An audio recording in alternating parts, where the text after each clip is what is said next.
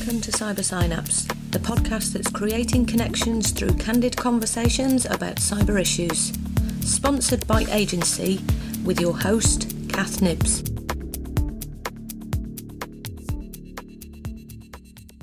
Welcome to Cyber Synapse. This week, I'm joined by Mike Roberts, and he's the product manager of Rmail from Pharma UK. One of the reasons I brought him on the show today is because this is an email system that I've signed up to use. And what I'm hoping to do today for the listeners and viewers is really talk about why people in practice need to be using this email system. So obviously, I'm not the product manager. I'm going to ask you, Mike, what brought you to this role and what is Rmail? Yeah, hi, Kath. So the reason why I'm doing what I do is because A, I love technology, and B, this is a piece of, well, I would call it a piece of software or a product that really changes therapists' ways of thinking. It changes the way they work. It's an add-on that I believe can be utilized by the smallest, therapist working from home, all the way up to the NHS or medical universities, no matter how small or big. So yeah, my work takes me in a variety of different ways every single day with all sorts of different individuals. And that's why I love what I do. Yeah. So in terms of, I'm just thinking, actually, we have not just therapists that listen to this. Well, I hope so. I do believe there's parents, there's schools, there's e-safety advisors that do listen to this. There might be a few other people who are listening to it or watching it on YouTube as well. So in terms of what this system is and what it does, Mike, do you want to kind of take us through it? So obviously I know this system. So do you want to take us through what it is, what it does, how you can use it? And so obviously my selling point when I'm telling people is I say, this is a system that is so good. We're not just talking encryption. We're talking something that's forensically admissible into a court. It is really, really secure. Yeah, absolutely. So the product is called Pharma Rmail. So the company is Pharma and the product is Rmail, which stands for registered email. And it is such a simple yet powerful add-on to your existing email platform. Mm-hmm. So whether you're using Microsoft Outlook or Gmail, Salesforce, a variety of different platforms that lots of people use on a daily basis in business, it's literally just a button that downloads onto your email. Mm-hmm. So whereas everybody at the moment creates an email and presses send, with this system, they will create that same email and they'll have a new button that says send secure. And this allows the schools, the therapists, the teachers to be able to send that email securely straight to their recipient's inbox. So this is what's known as email encryption. And a lot of people consider email encryption to be quite clunky, requiring the recipient to receive their emails through portals, log into third-party websites, all sorts of hoops to jump through. Yeah. The beauty about this is that it's end-to-end. So it is delivered straight into the recipient's inbox. And whether you want to password protect that email or not, that's completely up to you as the Rmail user. And that's just one of, I believe, 4 or 5 very unique functionalities of the system. Yeah. Yeah. So in terms of, I'm going to talk, in fact, I'm going to use my skill here to go. This end-to-end sounds really confusing for a lot of people. So when obviously I challenge a lot of people, and I'm sure that just before we started this, I was having a little bit of a rant with you, Mike. That quite often as a therapist, I try to have conversations with people on email, and it might be about client work, it might be about something that I've been to a meeting at a school. And what does happen is I send an email, and quite often I will get replies from schools, from social services, not so much social services now though, so I'll retract that one. I do get social workers that have emailed from insecure emails. And by that, I mean, they're just using their average everyday Gmail account or iCloud account or maybe Hotmail account. And what they'll do is they will reply to me with information that's identifying for the client. So this system has actually allowed me to send them an email. And what it does do is it gives them the password, and they can then reply back to me, and it's a secure system. So what I was saying to you earlier is that one of the biggest directories there is in the country at the moment will send me a contact form with details on from a client, but it ends up in my inbox, which, unless I've sent the initial email out, is not secure. So I'm just thinking about this GDPR, and what we're talking about is a system that's my end and your end. So that's kind of what we're saying, isn't it? Yeah, absolutely. And the great thing is, being able to receive an email without having all these hoops to jump through is really, really useful. But like you said, you use the system and you've realized, how great it is to be able to give a link to your recipient so that they can click that and reply back to you securely as well. So Yeah. not only are you sending the data secure, but you're giving your recipient, the parent or whoever it may be, the ability to send the information back as well, which is just really, really powerful. Yeah. I will say one of the issues, and this is nothing to do with our mail, this is just how the world is today. There's a lot of suspicious people, particularly IT staff, which, on one hand, I've worked in IT for a long time. You have to check something is secure. But what I found, and I said this to you a while ago, is I actually sent an email that was encrypted and securely password protected to a police account, and they couldn't and wouldn't open it because their IT staff had said we didn't know what this system was, so we wouldn't open it. I've also had this with insurance companies. I've had it with clients' parents who haven't opened it because they didn't know if it was secure. And what I do get is somebody sending me an email saying, "Did you just send me an email?" And then I find I have to spend the time saying, "Yes, that was me. You need to open it up with the password and then reply back to me." So we're in this kind of movement at the moment where some people will be really comfortable with using this system and understanding that people struggle with it at the other end.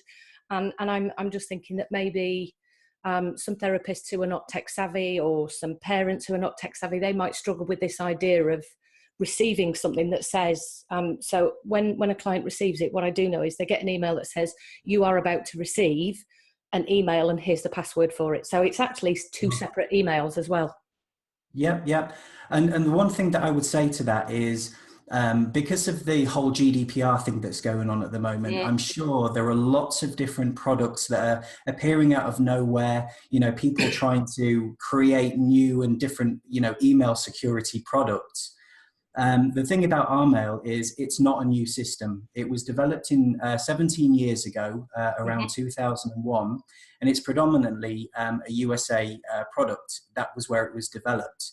Yeah. And over the years, it's grown to a user base of 25 million users. So, it's reached over here into, Europe. It's mine and my team's job to really make people aware of what this product is and make sure it's utilized.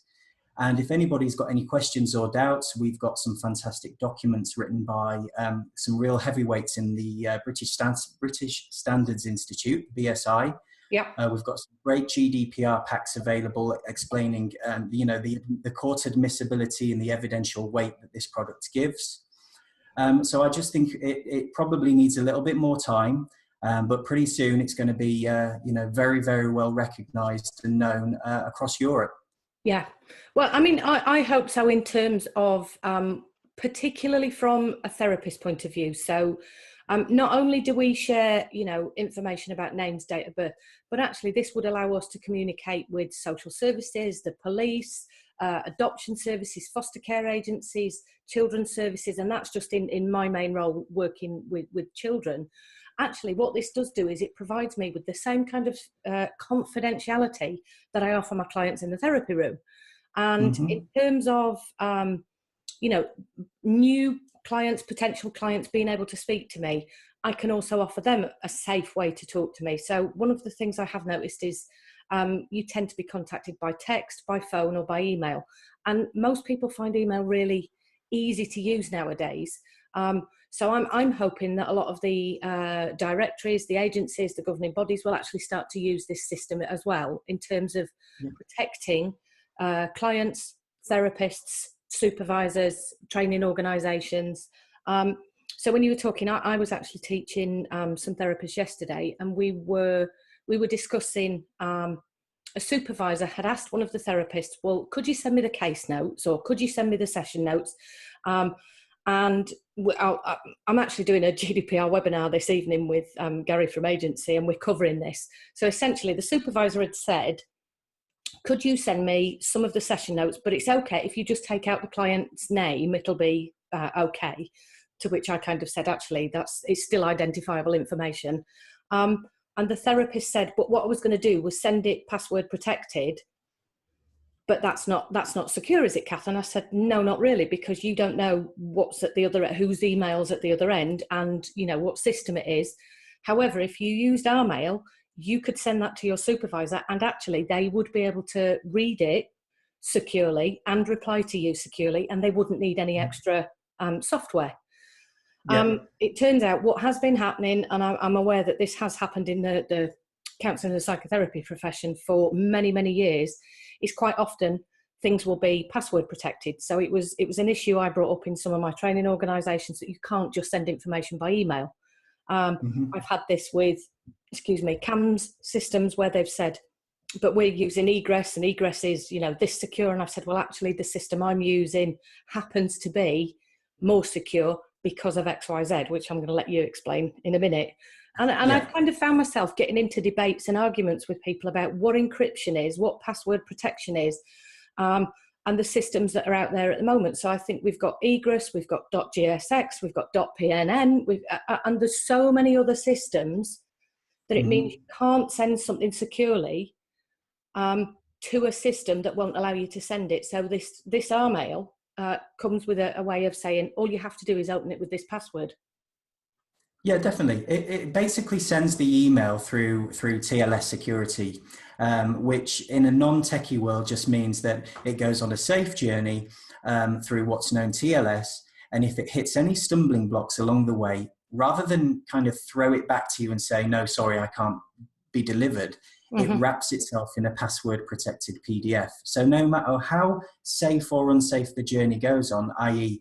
is the recipient sitting somewhere in a public hotel on their phone in a public Wi-Fi, that would probably not be a safe TLS environment. So rather than just, going back to the sender, it will still get to the recipient, but instead wrap itself in a password protected PDF, meaning it's sat there encrypted whilst still in the inbox.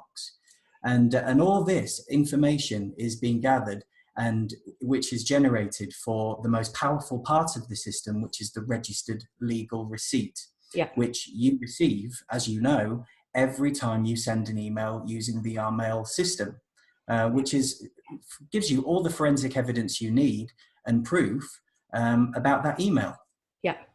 Yeah, actually, I did try this out. So the first GDPR webinar that I did, I included, which I will do for everybody who listens to this podcast, put all of your details so that people can contact you, and the little demo video that you've done as well, so people can actually watch it and see it in action.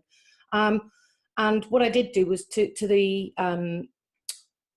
webinar attendees, I sent out the email, but I used the RMail registered system to do it so that they could all see how it worked. Most of them opened it, some of them didn't. So it's been really interesting to see what happened and who actually opened the email. And some people kind of said, oh, this is really good, replied back. And it was just really nice for people to have a go at it, which is what I say to people. That's the only way that you can understand something, is to have a go at it, or to possibly watch your video, listen to this, and then implement it. Because, if schools were using this system, it would mean they could send parents information, and they could tell when parents had got the information and when they opened it. So there'd be a traceability for parents who often say, oh, I never read or I never got the email, or I never saw the email, or actually that didn't happen. There's a way of pretty much a communication system happening. As I told you, what I would do is I'd go off on a tangent. Now, one of the theories I've trained in is called TA. And what we do talk about are psychological games. And there's one called Niggy Sob, which is, it stands for Now I've Got You, Son of a Bitch. And what generally happens is people might say something along the lines of, so I was saying this when I first tried the email system. I sent it to people and I said, when you open this, I will know. Okay, so it was a joke between some of my friends. And what I was doing was playing the game of Niggy Sob so that I could say to them, I can tell when you open that email. So if you now said I didn't get it, I could go, aha, yes, you did. And you got it at this time. And I can see that you opened it. And I can see da, da, da, da, da, da, da. Yeah. Everything that the receipt gives you. Yeah. Yeah. Yeah. So do you want to talk a little bit more about kind of the system in terms of the receipt, and then obviously I'm going to dribble on and go on about how the system works, and it's not my product. You're the one that I'm reviewing. Absolutely. It's really is packed full of features that it's so difficult to try and explain, you know, on something like this. And to see a 10-minute live demo with me would be really beneficial to a lot of your viewers and listeners. But to kind of put it in one sentence or paragraph, our mail is a way where you can send encrypted email, safe email, receive a legal registered receipt afterwards that tells you what was sent, when it was opened, and what was in the envelope. Yep. You can attach documents for an e-signature, which is extremely powerful, which is a product in itself. So letters of consent, terms of engagement, all those types of forms. It allows your recipient to open that up on any device, wherever they are in the world, and digitally sign that safely, encrypted, and back to you. Yeah. And you can send large files through it as well, up to 1 gigabyte in size. A lot of people at the moment, and I assume in your industry, lots of people are using Dropbox, unsecure websites where you upload files, and goodness knows where that goes, but it eventually gets to your recipient somehow. Yeah. With the large mail tool, with our mail, you can just safely attach those documents, no matter how small or large the file size is, and your recipient gets a link to download them, and they're destroyed within 14 days. They don't sit on a server for more than 14 days. Yeah. And you as the sender are notified when your recipients downloaded those files. Yeah. So anything to do with document exchange, or, you know, the transfer of data, no matter how confidential it is, you can do it all through the RMail system. And like I said, it's got 24 patents against it. So lots of these features are unique. It's not a new product. You know, it was here 16 years before GDPR, and it's going to still be here 16 years afterwards. Yeah. And the great thing is, you know, when you talk about these other email encryption companies, like you mentioned earlier, they're holding your emails in a cloud somewhere. It's a cloud somewhere. Yeah. And I think it's Gary from Agency who calls the cloud, is it someone else's computer or something like that? Yeah. And we're not a cloud-based system. You send your email, it arrives at your recipients. We don't hold that information in any cloud. Again, another really great tool.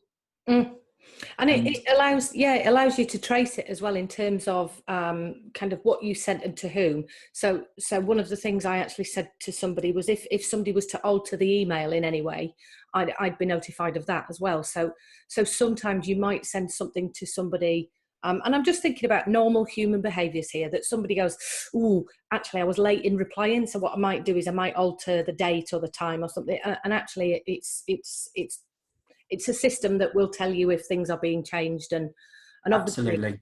that when you start to provide that kind of level of I'm going to call it parenting. It's like parenting email. What you do tend to get is people do reply back, you know, pretty much with, "I'm a bit busy at the moment, Kath, can I come back to you?" And I know that we've had the communication, but then they've also replied to me, and there's much more politeness, maybe. I suppose there's a bit more of a politeness. So one of the things I have been able to do is, in terms of when I've been making safeguarding referrals, I've actually been able to track how slow or how fast something's being dealt with. And that has really, really opened my eyes in terms of who does what with the email, especially when I say, okay, I don't have this particular person's address. Can you forward the email on? And I can see that it's either done or it's not done. Absolutely. And the registered receipt, because maybe a lot of your viewers or listeners will be thinking, well, hang on a minute, if I send an email through our mail and my recipient hasn't opened it for a few days, this means I'm never going to get my receipt, or I'm going to be waiting days for my receipt. Well, just to kind of let you know how that works, if I sent an email now to you, Kath, through Mhm. the our mail system, and you don't open it within 2 hours, well, our mail allows the 2 hour window for you to open it. So I'll still get my receipt back, and it will have all of the forensic information, but it will just state that you haven't opened the email yet. Yeah. But when you do eventually open it, whether it be tomorrow, 3 days, or 3 weeks' time, I'll have another mini receipt that basically says Yeah. delivered and open. Yeah. So Yeah. And in terms of that game that I talked about earlier, I've been able to witness who isn't opening my emails, which has been another level of, that's quite an interesting aspect of human behaviour.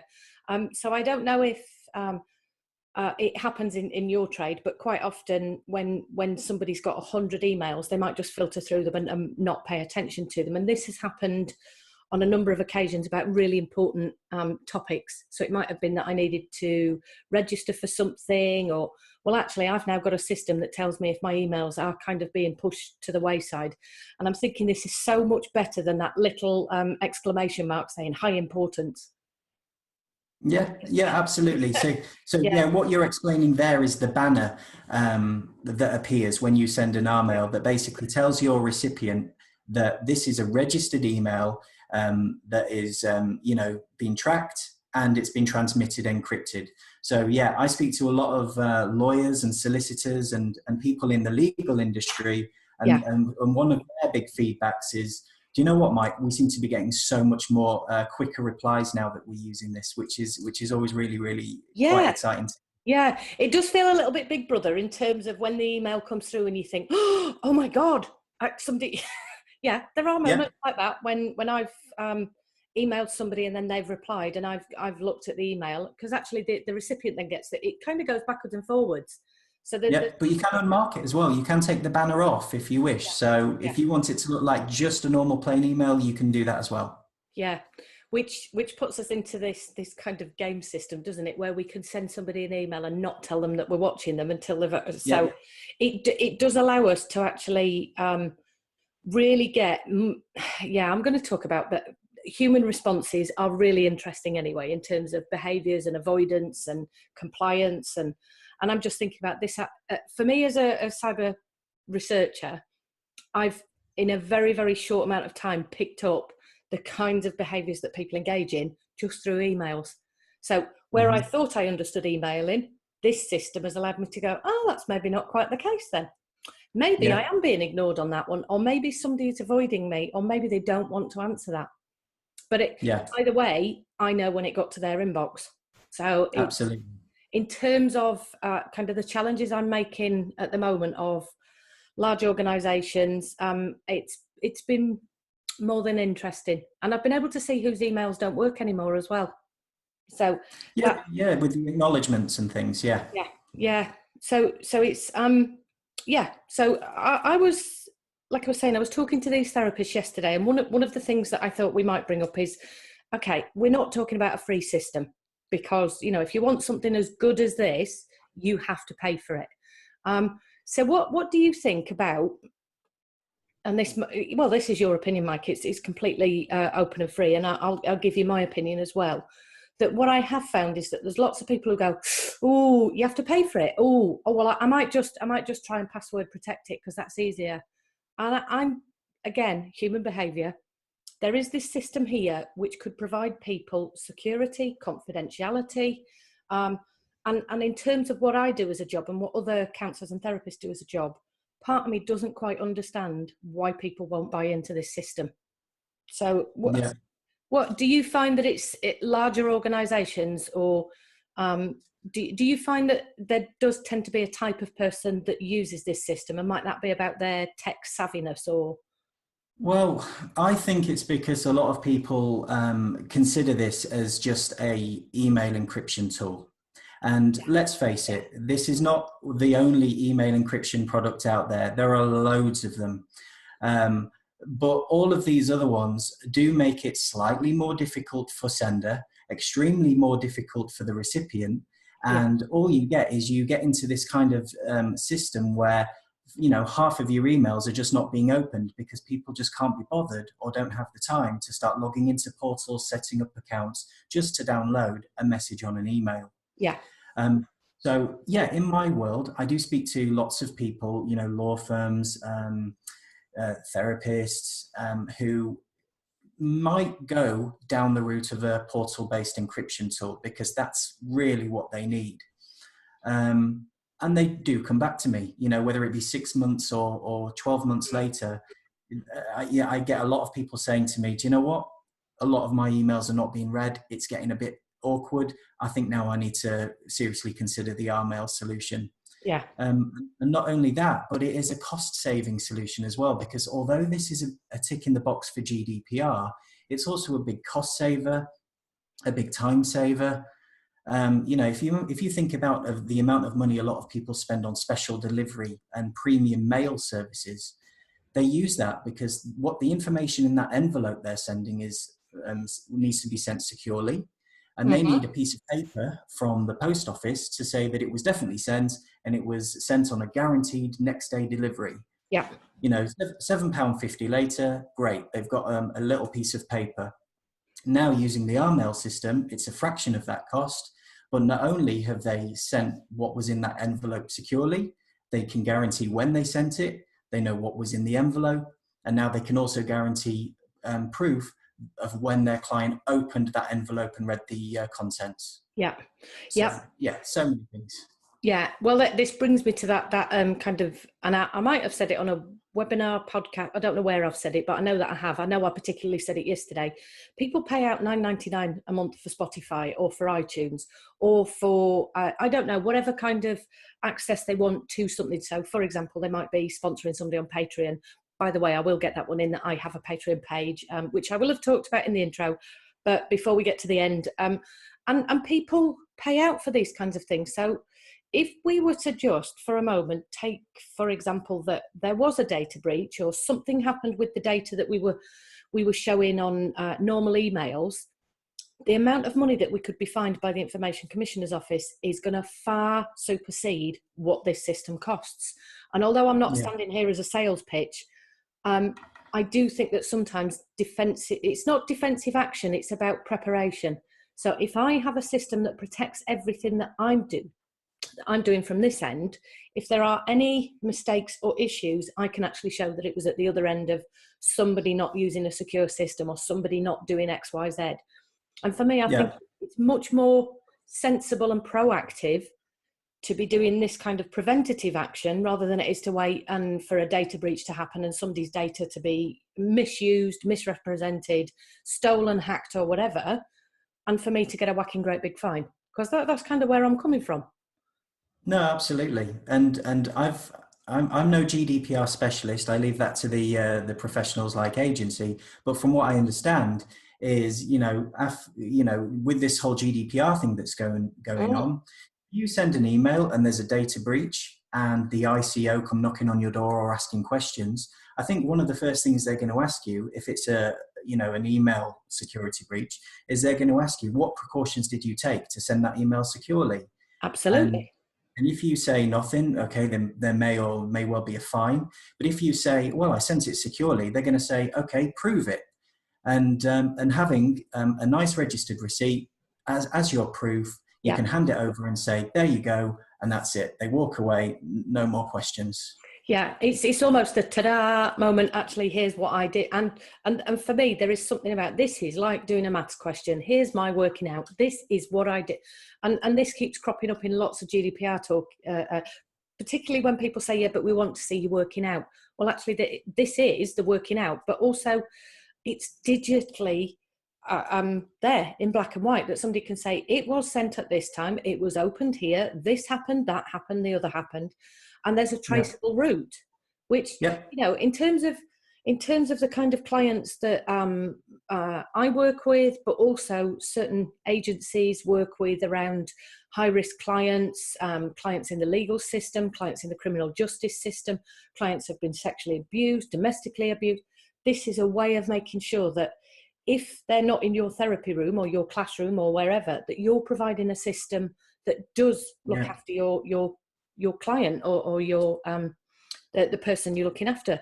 So, I mean, I've had this from schools that have sent me meeting notes. Because, so I don't just use our mail. I'd been using another encryption system from America some time ago for my trauma company. And because it says that it can be sent encrypted, the school actually replied back to me and it wasn't encrypted. And it had the child's name, date of birth, address, all of the session that we'd had at the school regarding the meeting and about all of the actions that were needed to take.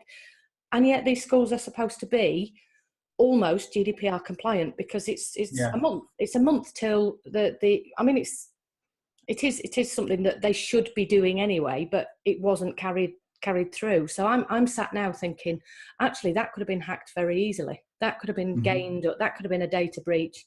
And in terms of protection for this client, it wasn't okay for that information to be sent in that way. So quite often, sure. I do find myself challenging a lot of schools, saying, you know, I don't think you should have sent it that way, and then they kind of apologise, and it happens a year later, you know. So I do find sometimes that I feel like I'm banging my head on the brick wall sometimes. And trying to explain why it's serious. Yeah, but you mentioned it before about, you know, all the different ways that our mail can help with password protection, the secure reply. And the other thing is, when you send your first password protected our mail to your recipient, they have a link that they can click on to create their own unique our mail password for themselves. So every time they receive a new our mail from you or whoever, they've got their own password that only they know and that they'll use from that moment on. So yeah, loads of different options and loads of different ways that they can do it. And I just, one of the best part of my job is, you know, when a teacher or a therapist or a counsellor comes back to me and said, you know, it happened to me a few weeks ago. There's somebody from Liverpool University who's using the system, and he just said that it was an absolute joy to use, and he used the secure reply for his client. And they said to him personally, "This is fantastic. I can't believe, you know, you're taking my data protection so seriously." Yeah. And that just shows to me that data protection is now becoming a big thing, not just in businesses and therapists and teachers, but also the general public.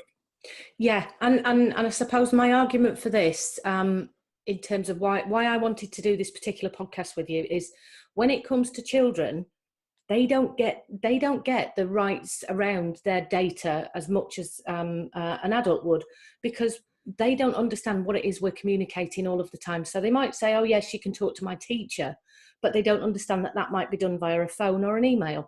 And they're not going to sit there and say, but how do you encrypt my data, Kath? Do you keep it on a secure system? So I have to take that responsibility as the adult in terms of saying, and when I send this to your teacher or whatever, or your teacher wants to speak to me, I've got a very special email system and only your teacher can see it. So when I send it, only your teacher can see it. And we talk about, you know, these movies, and I talk about Mission Impossible sometimes, and I'll say, so it's a bit like the teacher can see it and then it goes and it's gone, you know. Yeah. Because that's how I explain it to children, because actually they have a right to know what's happening with their data as well. And I think for anybody who works with children, this is what we can be doing. We can say we've got a special, because most children know how to use emails because it's taught in schools now. And they know not to give away their name, date of birth or address, but they don't ask that of the professionals that they work with. Yeah. So for me, I have gone on a bit of a rant. I did say I would. But there is something about these children don't get to do this in terms of saying, what email system do you use, Kath? How do you communicate with other professionals? And I think this is a way that the whole of the system around the children could say, actually, what we do is we use this special one, and it's a bit like Mission Impossible, and it's only seen by that person, or, you know, pretty much give them the guarantee that this is what we're doing to protect them. Yeah, absolutely. Yeah. Okay. Is there anything you wanted to say about our mail that we haven't covered yet? I don't think so. I think, you know, it is very, very unique, and it's such a great product that I would highly recommend. If anybody out there is thinking, oh, that sounds great, but is it for me? Just get in touch, and whether it be on a live one-to-one demo with me, or I can send you a 10-minute recording of the demo that I have, you'll just see how easy it is. You know, whether you're using Gmail and you're working from home and you just want something that you can download and use instantly, this is the product. Yeah. And I have no problem in helping clients with issues or any questions they've got. I personally help users install the product. I arrange a Zoom or a go-to meeting with them just to make sure that I can make sure they've downloaded it correctly and they're utilizing all of the features. So yeah, no matter how big or how small, just get in touch. More than happy to help. Yeah, well, I can attest for that because obviously you've been following and working with me on this safeguarding issue and the traceability of one of the one of the issues. All I'll say is, yeah, you are extremely helpful. And what I will do is, if it's all right with you, Mike, is I'll get the link for the video and I'll put it in the show notes. So actually, people who listen or watch the podcast can click on it and go and have a look at it immediately, and then your contact details will be in the show notes as well. So perfect. Anybody who listens to this or watches it on YouTube, your details will be there, and hopefully you'll be inundated. Hope so. Yeah, perfect. And if anyone wants to see the 10-minute demo, you'll see that it really is a live, candid demo. There's some bloopers in there. I make a few mistakes. It's just literally me using the system from start to finish, and that's it. So you'll see it just as it's meant to be seen. Right.